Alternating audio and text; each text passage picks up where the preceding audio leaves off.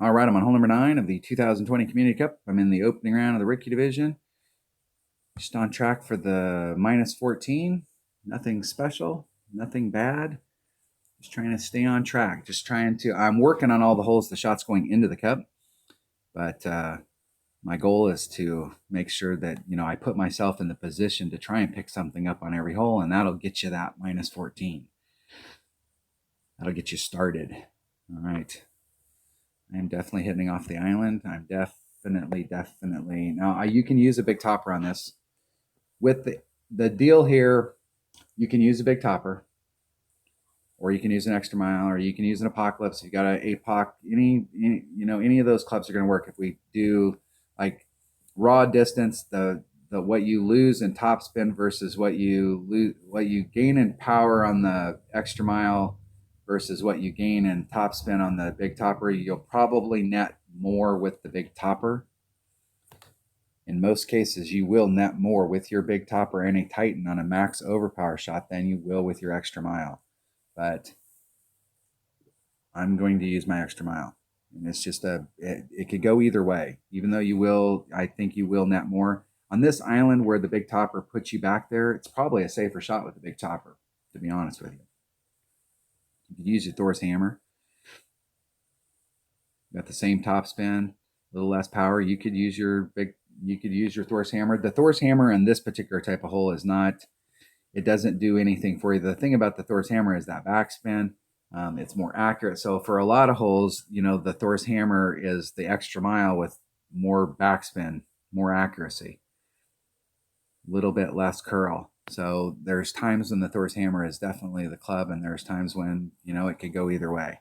Apocalypse, base distance, top spin. Until this apocalypse gets to level 5 and it picks up some of that stuff, the extra mile in it could go either way.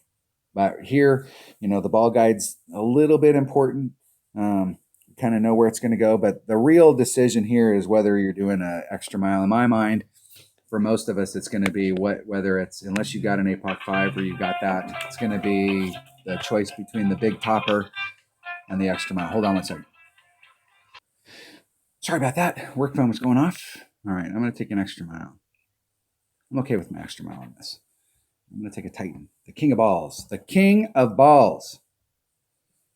It's going to boil down to extra mile, and I'm either going, depending on there, it's either going to be Hornet or Rapier, extra mile. I don't think in rookie, even with my extra mile 9, I haven't been able to get on in 1. And the deal there is that if you just barely get on, you're screwed. You got to get some forward roll. Yeah, I think what's going to happen is I may be able to get myself on with my extra mile 9, but it's going to be one of those things where I don't gain a lot of distance, and then I'm going to end up with a max overpower shot, a max overpower putt. If you're trying to bleed down towards the hole, you need this shot to come into the hole on the right-hand side so that when it gets on the green, it falls down to the hole and you can pick up some distance. If you come onto the green from the lower end, from the left-hand side, you are in big trouble because it's flat down there and it won't roll towards the pin, and you'll have a max overpower putt. So it's better for rookies to be off the green taking the chip than it is for us to just bleed on. If you're playing from the upper divisions where they've got, like you're playing in pro, you can dig in a little bit deeper with a lower, but you're still kind of looking at the same thing. But in expert, the winds are higher. You can actually go to the other side. So 3-6, the wind's going to push me out to the edge of my orange ring, somewhere in that neighborhood. So I want to leave myself some room here. I'm going to come out into this area. So the wind's going to push me that way. I'm not taking the wind out. I'm going to leave the wind in and let it push me out into that zone. Putting max curl.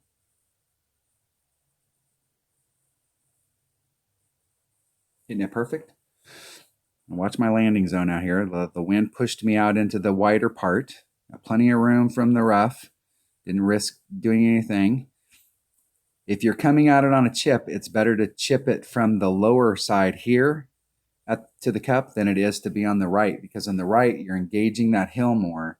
Either one of these blows. This chip is no freaking give me. The wind adjustment here is pissing me off, because one time I'm in a spot and I'm like, okay, wind's going to affect it, and I'll do the thing, and then wind doesn't affect it at all, and I mean, like, literally there's like a line out there, like if you're on that side of the line, the wind doesn't affect you. If you're on this side of the line, it's going to affect you like 10% more. I've made one Albie on this hole all week, and I have been like swirled the cup. I've missed the cup. I've made the adjustment, and the wind affected it, and I was off the cup, and then I made an adjustment. I didn't make an adjustment, and the wind. I've been all this hole's kicking my butt. As far as the Albie, it's kicking my butt. Getting the Eagle, I haven't had issues with that, but okay. So I'm right at max club. It's 1.3 per ring, and I'm going to just do the bounce instead of trying to run it up there.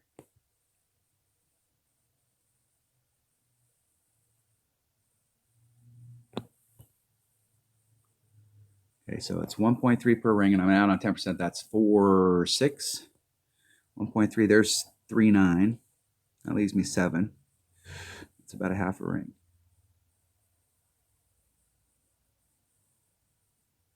We go about 3.5 rings.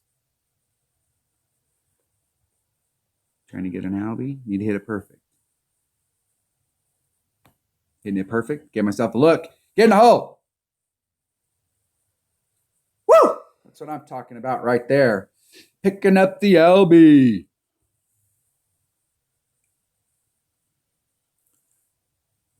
I've been trying to run that up and use it, but what I did, I hit it the other day and I was right on track and I did the deal and it actually overshot the hole. Like, I've taken that rapier shot with max topspin, I don't know how many times, and the ball guide there is usually like right on target, and I went past the hole probably 6 yards. I mean, it bounced over the cup.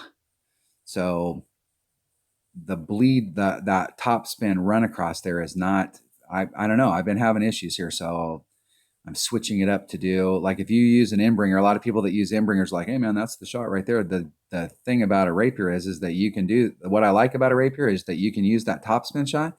But if for some reason you don't think that top spin shot's working, you can switch over and do that shot right there. That rapier has everything you need. There's two groups of people. There's those that like the rapier and there's those that like the inbringer, and I'm in the rapier clan. It's almost like there's those people that like the Patriots and there's people that don't like anybody who likes the Patriots. That's it. That's where we're at. All right. So my goal was minimum score -14. I'm really trying to pick something up on every round, and picking up an Albie on it, giving me the -15. I think, -30 is like, realistically, for my brackets, both in my odd account and my 77 account, if you're trying to get any kind of a banner, you're going to have to be at -32 or better. My real goal in the weekend round is -34. So not a bad round. I gave myself a lot of looks on all these holes, and I just didn't capitalize. I was shooting the drives great, but the shots going into the cup, just dropping the ball on all of them and not doing it. And then some of these holes I'm still making changes on.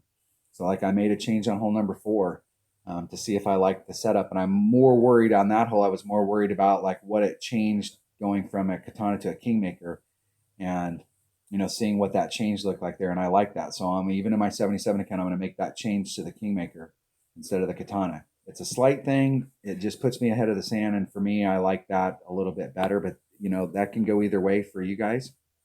Hole number, these other par 5s, hole number 3 and hole number 6. I put myself in the right spot, and I just did not get it done on those. And the par 3s, I haven't had any luck on the par 3s yet, and I'm okay with that. You don't get some people get hole-in-ones on some of these holes like every time, and some holes are like that. I get hole-in-ones every tournament, and I haven't gotten any yet, so that means I'm really hopeful, because that means that in the weekend round I'm going to get a couple hole-in-ones. That's how it works. All right, that was the opening round, the front 9 on the opening round. Not all that I was looking for, but that's the range that we want to start off in to try and build. So not bad, even though I didn't play worth a crap. That's what we're looking for. All right, I will catch you on the back. Thanks for watching.